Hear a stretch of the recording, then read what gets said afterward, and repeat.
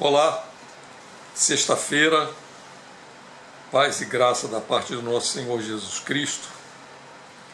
E vamos para, se eu não me engano, a parte 29 da leitura de Atos dos Apóstolos, capítulo 9, versículo 32. Estávamos falando de Paulo, que é o discípulo dos gentios, daqueles que não são judeus, que trouxe o Evangelho para todos nós. E agora voltamos a falar de Pedro. Pedro nas cidades de Lida e Jope. Pedro viajava por toda parte, atividade. Um dia foi visitar também o povo de Deus que morava na cidade de Lida. Encontrou ali um homem chamado Enéas. Ele era paralítico e fazia 8 anos que não saía da cama. Que sofrimento.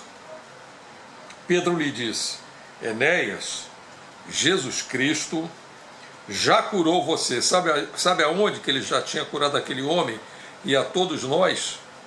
Lá na cruz do Calvário, com o sangue dele redentor, pelas suas pisaduras, pelas suas feridas, nós fomos sarados, fomos curados. Tudo depende de fé.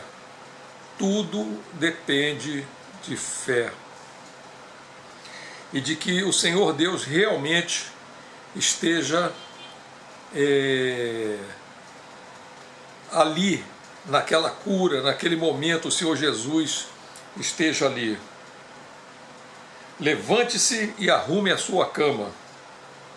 E logo, note que é sempre logo, imediatamente, quando as coisas vêm do Senhor Jesus, quando o milagre vem dele, é logo, imediatamente, sem dúvida nenhuma. E logo Enéas se levantou. Então, todos os moradores das cidades de Lida e de Saron viram isso e se converteram ao Senhor.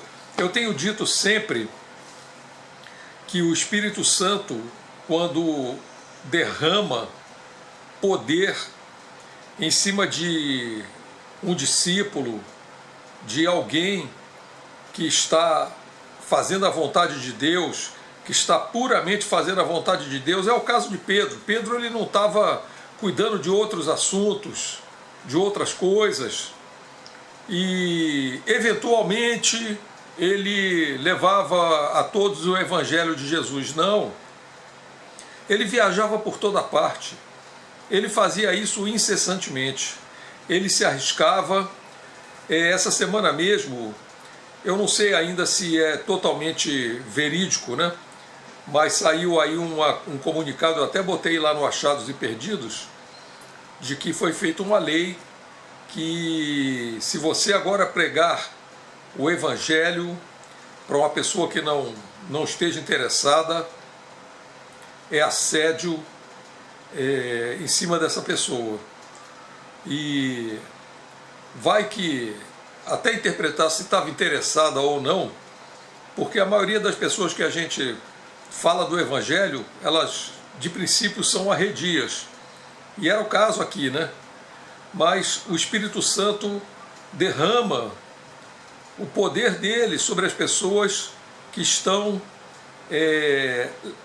fazendo isso de coração e o tempo inteiro se dedicando ao Evangelho e à salvação dos seus irmãos que não conhecem a palavra. Na cidade de Jope havia uma seguidora de Jesus chamada Tabita. Esse nome em grego é Dorcas. Ela gastava todo o seu tempo, olha o que eu estava falando, ela gastava todo o seu tempo fazendo o bem e ajudando os pobres. Gastava todo o seu tempo nisso. Naqueles dias, Dorcas ficou doente e morreu. Levaram o corpo e depois o puseram num quarto do andar de cima. Quando os seguidores de Jesus souberam que Pedro estava na cidade de Lida, que ficava perto de Jope, enviaram 2 homens para dar-lhe o seguinte recado: por favor, venha depressa a Jope. Veja bem, Pedro não estava falando dele, não estava falando do poder de Pedro, do que ele podia fazer, mas do que o Espírito Santo do Senhor Jesus Cristo podia fazer através dele.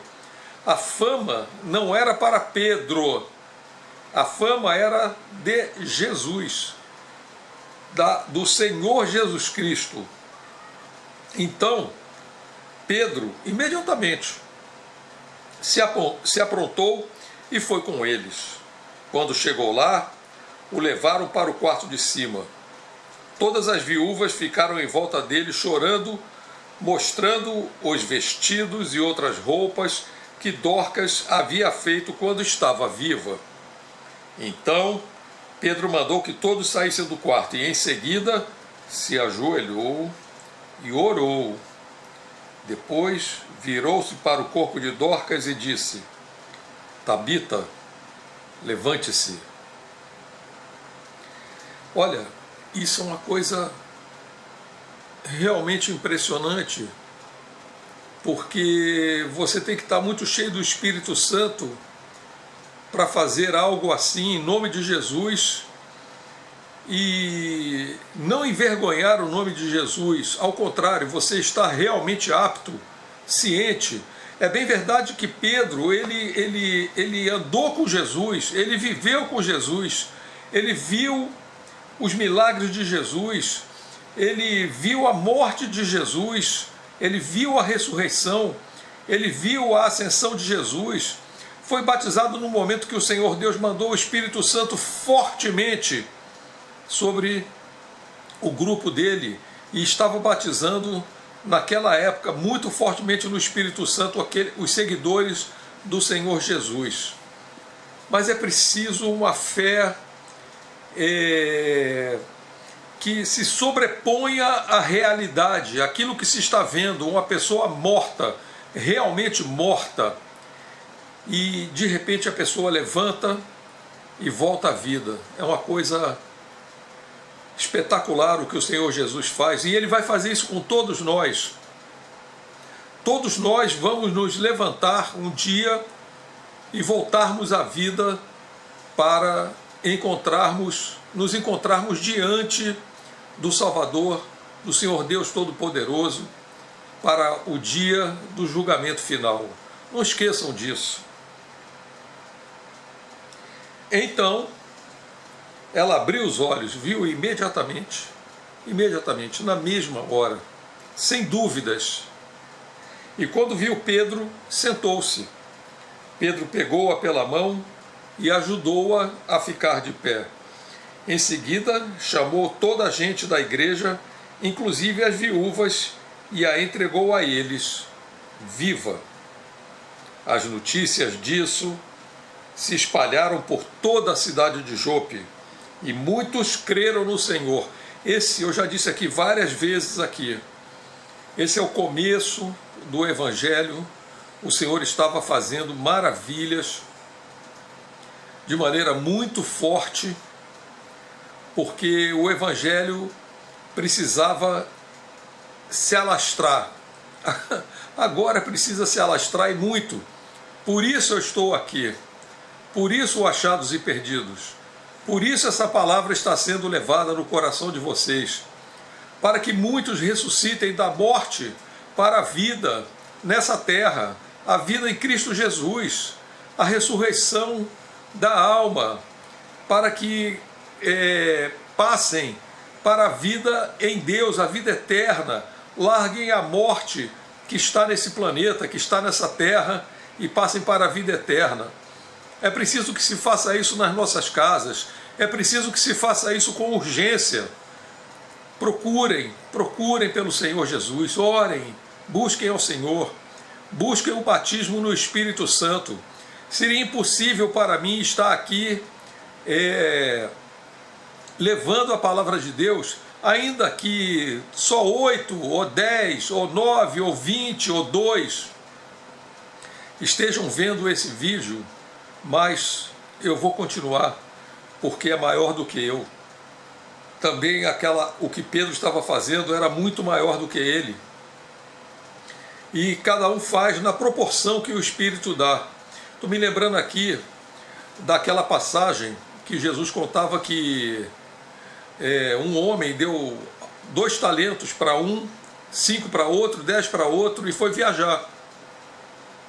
Depois voltou e cobrou para o que tinha 2 talentos. O que você fez com os 2 talentos que eu te dei? Ah, eu gastei. Servo ruim.